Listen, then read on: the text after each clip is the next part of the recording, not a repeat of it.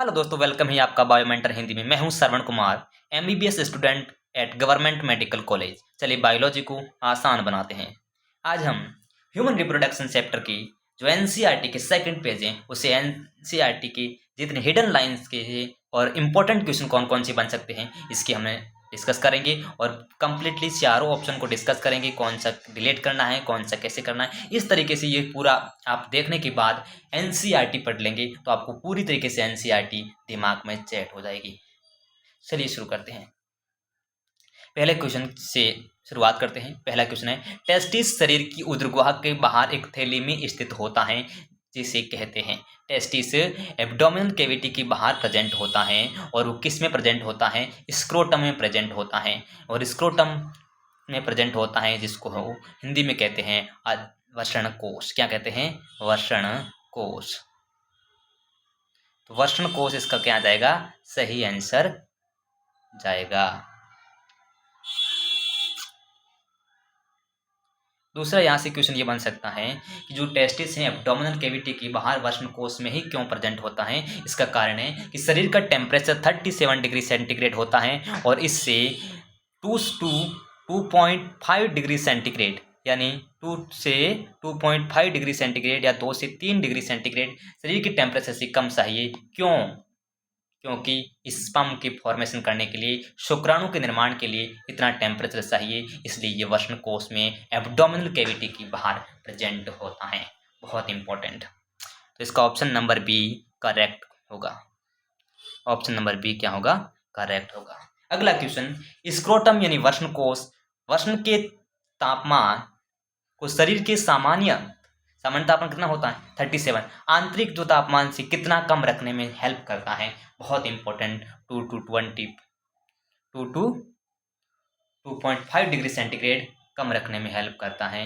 यह इसका आंसर होगा। ऑप्शन नंबर बी करेक्ट जाएगा। दोनों क्वेश्चन समझ में आया? बाहर प्रेजेंट होता है वर्ण कोश में। क्यों प्रेजेंट होता है एब्डोमिनल कैविटी के बाहर वर्ण कोश में? 2 से 2.5 डिग्री सेंटीग्रेड कम चाहिए टेम्परेचर शरीर के टेम्परेचर से, क्योंकि शुक्राणु निर्माण के लिए बहुत ज़्यादा इम्पोर्टेंट है। इसके निर्माण के लिए, शुक्राणु निर्माण के लिए ज़रूरी है। तो इसका मतलब है शुक्राणु निर्माण के लिए जरूरी है। किसके लिए? शुक्राणु निर्माण के लिए जरूरी है। स्पर्मेटोजेनेसिस प्रोसेस के लिए जरूरी है, इसलिए ये बाहर पाया जाता है स्क्रोटम में।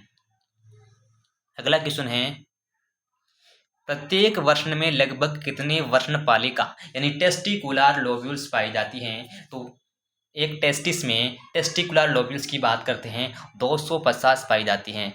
बहुत इंपॉर्टेंट। कितनी पाई जाती हैं? 250। और दोनों टेस्टिस की बात करेंगे तो कितनी होगी? 500 हो जाएगी। और एक जो लोब्यूल्स होती है, उस लोब्यूल्स के अंदर की बात करते हैं, 1 से 3 अतिकुंडलित सेमिनिफेरस ट्यूब यानी शुक्रजनक नलिका पाई जाती है। यह भी इंपॉर्टेंट है। तो इसका ऑप्शन नंबर कौन सा करेक्ट होगा? C option is correct. अगला क्वेश्चन ये कहता है कि शुक्रजनक नलिका यानी सेमिनिफेरस ट्यूब के अंदर का भाग किन दो कोशिकाओं से, ये जो सेमिनिफेरस ट्यूब है उसके अंदर जो वाला भाग है, इसमें 2 प्रकार की सेल्स पाई जाती है। उस सेल्स का नाम क्या है? तो अपने को याद करना, जो सेमिनिफेरस ट्यूब के बाहर पाई जाती हैं, इस दोनों के बीच में स्पेस होता है जिसे हम अंतराली अवकाश कहते हैं, इंटरस्टिशियल स्पेस कहते हैं। इसके अंदर लीडिंग सेल्स पाई जाती हैं और जो टेस्टोस्टेरोन हार्मोन का सिक्रेशन करती हैं, और अंदर पाई जाती हैं 2 प्रकार की सेल्स। इसका नाम है स्पर्मेटोगोनिया और सर्टोलिक होल्स। तो लीडिंग सेल्स तो आंसर जाएगा नहीं, लीडिंग सेल्स आंसर जाएगा नहीं। और लीडिंग सेल्स का दूसरा नाम है जिसे हम कहते हैं इंटरस्टिशियल सेल, क्योंकि इंटरस्टिशियल स्पेस में पाई जाती हैं। तो ऑप्शन नंबर कौन सा करेक्ट होगा? सी करेक्ट होगा। तो option number C is the correct, जिसमें मेल जर्म सेल यानी स्पर्मेटोगोनिया और सर्टोली कोशिका, और सर्टोली कोशिका का काम होता है शुक्राणु को पोषण प्रदान करना, यानी इसलिए इसका नाम क्या रखते हैं हम लोग? नर्स टिश्यू सेल्स भी कहते हैं। क्यों? क्योंकि यह पोषण प्रदान करती हैं किसको? शुक्राणु को। शुक्राणु का फॉर्मेशन कौन करती है? स्पर्मेटोगोनिया। ये क्या करती हैं? शुक्राणुओं का फॉर्मेशन करती हैं। बहुत अच्छा। शुक्रजनक नलिकाओं की कौन सी कोशिका हैं जो शुक्राणु को पोषण प्रदान करती हैं? तो उसका आंसर कौन सा जाएगा? सर्टोली कोशिका है, वो उसको पोषण प्रदान करती हैं। और लीडिंग सेल्स जो होती हैं, ये हार्मोन स्रावित करते हैं, इसे एंड्रोजन यानी टेस्टोस्टेरोन हार्मोन का सिक्रेशन करती है। किसका? टेस्टोस्टेरोन हार्मोन का सिक्रेशन करने का बात करते हैं तो लीडिंग सेल्स। सर्टोली की बात करते हैं तो ये पोषण प्रदान करती हैं। और इंटरस्टिशियल सेल की बात करते हैं तो ये सेम है, लीडिंग सेल्स को इंटरस्टिशियल सेल को एक ही बात है। और प्लाज्मा सेल्स, ठीक है। तो हमने ये चारों ऑप्शन समझने की कोशिश की। सर्टोली सेल इसका आंसर करेक्ट जाएगा, यानी बी जाएगा करेक्ट। अगला, मेल जर्म सेल किस विभाजन की फलस्वरूप शुक्राणु का निर्माण करती है? जो मेल जर्म सेल यानी स्पर्मेटोगोनिया थी, वो स्पर्मेटोगोनिया शुक्राणु का निर्माण करती है मियोसिस के द्वारा। किसके द्वारा? मियोसिस के द्वारा, यानी अर्धस्तरीय विभाजन के द्वारा करती हैं। इसे हम लोग क्या कहते हैं? मियोटिक डिवीजन से करती है। किसके द्वारा करती है? Meiotic division. तो आंसर कौन सा जाएगा? Option number B is correct. अगला क्वेश्चन, लीडिंग सेल्स यानी अंतराली सेल्स जिसे इंटरस्टिशियल सेल कहते हैं, वो कहाँ पाई जाती हैं? अंतराली अवकाश में पाई जाती हैं। Direct option number B correct, यानी इंटरस्टिशियल स्पेस में पाई जाती हैं। अगला, लीडिंग सेल्स कौन सा हार्मोन? टेस्टोस्टेरोन, जिसे एंड्रोजन का ये एक पार्ट है, ठीक है। तो ऑप्शन नंबर सी करेक्ट है। पुरुष लिंग सहायक नलिका यानी मेल सेक्स एक्सेसरी डक्ट की बात करते हैं, बहुत इंपॉर्टेंट है। इसका सीक्वेंस भी पूछा जाता है कि शुक्राणु का पाथवे कैसे होता है। जो हेमिनीपेस ट्यूब होती हैं वो आगे जाकर जालिका दासना बनती हैं, इसे कहते हैं रेटे टेस्टिस। वो आगे जाकर वाजा एप्रेसिया में खुलती हैं, और वाजा एप्रेसिया आगे जाकर एपिडिडाइमस में, और एपिडिडाइमस वाजा डिप्रेसिया में खुलता है। तो option number A direct he correct हो गया। याद रखना, रेटेड टेस्टिस हैं, उजाले का दसना है। वाजा एफरेसिया आगे जाकर वाजा एपिडिडाइमस में खुलता है। जो एपिडिडाइमस कहाँ प्रेजेंट होता है? वर्ण के पश्च भाग में प्रेजेंट होता है। और इसके वाजा डिफरेंसिया ऊपर एब्डोमिनल की ओर बढ़ती हैं और मूत्राशय की ऊपर लूप बनाती हैं, सेमिनल वेसाइकल से मिल जाती हैं, एजिकुलेटरी डक्ट स्खलन वाहिनी के रूप में बाहर निकलती हैं। ये बहुत इंपॉर्टेंट एनसीईआरटी में लाइन दे रखी है। प्रत्येक वर्ण पालिका के अंदर कितनी अति कुंडलित सेमिनिफेरस ट्यूब यानी शुक्र जनक नलिका कितनी पाई जाती है? अति कुंडलित। देखना ऑप्शन में अगर इसका जगह आए कम कुंडलित तो ऑप्शन गलत हो सकता है, इसलिए अपने ध्यान रखना अति कुंडलित शुक्र जनक नलिका है वो संख्या में कितनी? 1 से 3 पाई जाती है। Option number B correct. अगला क्वेश्चन, वर्ण की लेंथ और विड्थ कितनी होती है? सीक्वेंस यहाँ से कंफ्यूज कैसे होता है कि अपने को पता है 4 से 5 लेंथ होती है, 2 से 3 विड्थ होती है। ऑप्शन बी तो करेक्ट है, लेकिन कभी कभी क्या करता है, विड्थ को पहले लेंथ को बाद में। तो ऑप्शन कौन सा करेक्ट हो जाता? पहला वाला। तो इस तरह से कर्मस को ध्यान में रखना बहुत जरूरी है, रिस्पेक्टिवली देखना बहुत जरूरी है।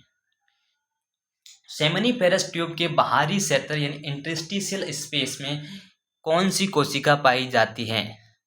तो इसमें अब सिंपल सी बात है, लीडिंग सेल्स पाई जाती हैं, इसे हम इंटरस्टिशियल सेल भी कहते हैं। ऑप्शन नंबर सी, जो एंड्रोजन यानी टेस्टोस्टेरोन हार्मोन का सीक्रेशन करती है।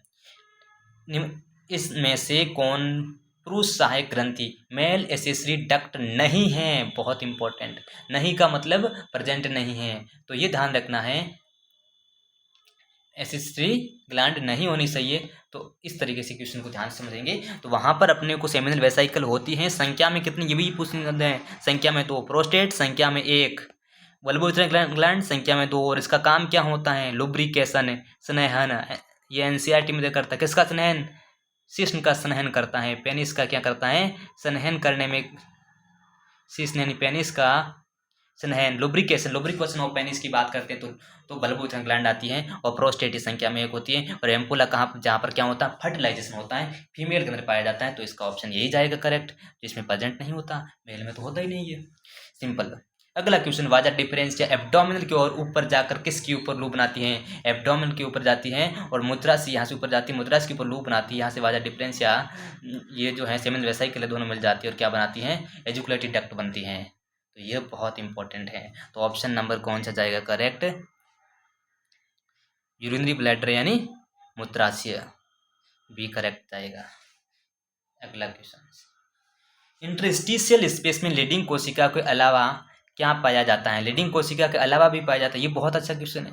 लीडिंग सेल्स के अलावा भी कोई पाई जाती है, उसका नाम क्या है? तो वो याद रखना, लीडिंग सेल्स पाई जाती है, उसके अलावा ब्लड सेल्स भी पाई जाती है। ध्यान रखना, ब्लड सेल्स पाई जाती है, लेकिन ओनली ब्लड सेल्स, इसलिए गलत। ब्लड सेल पाई जाती है। आपको याद रखना, इम्यूनोलॉजिकल कंपेटेंट पाई जाती है, ये याद रखना। इम्यूनोलॉजिकल कंपेटेंट पाई जाती है, यानी प्रतिरक्षात्मक कोशिका पाई जाती है। तो ऑप्शन नंबर बी क्या आ जाएगा, करेक्ट। तो लीडिंग सेल्स हैं, जो लीडिंग सेल्स की बात करते हैं उसके अलावा इंटरस्टिशियल स्पेस में क्या पाया जाता है, तो प्रतिरक्षात्मक कोशिका पाई जाती हैं, इम्यूनोलॉजिकली कंपेटेंट पाई जाती हैं। तो ये बहुत इंपॉर्टेंट है। चलिए, इस तरीके से हम एनसीईआरटी के एक एक लाइन से क्वेश्चन को डिराइव किया है। और हमारा वीडियो कैसा लगा आप कमेंट सेक्शन में बताइए, और इसी तरह के और वीडियोस आइए तो कमेंट सेक्शन में ज़रूर लिखें, ताकि हम वीडियो बनाएंगे। और चैनल को सब्सक्राइब करें, लाइक करें। Thank you.